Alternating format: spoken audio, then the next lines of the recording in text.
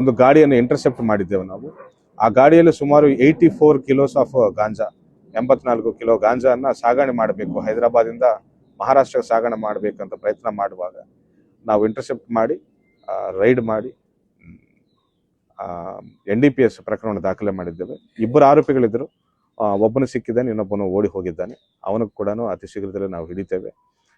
ಈಗಾಗಲೇ ನಾವು ಹಲವಾರು ಬಾರಿ ಹೇಳಿದ್ದೇವೆ, ನಾವು ಜಿಲ್ಲೆಯಲ್ಲಿ ಗಾಂಜಾ ಸಾಗಣೆ ಮಾಡಬಹುದು, ಪೊಲೀಸರ ಕದ್ದು ಮುಚ್ಚಿ ಸಾಗಣೆ ಮಾಡಬಹುದು ಅಂತ ಪ್ರಯತ್ನ ಮಾಡ್ತಿರೋ ಎಲ್ಲರ ಮೇಲೂ ನಾವು ನಿಗಾ ವಹಿಸಿದ್ದೇವೆ ಅಂತ ಹೇಳಿದ್ದೇವೆ.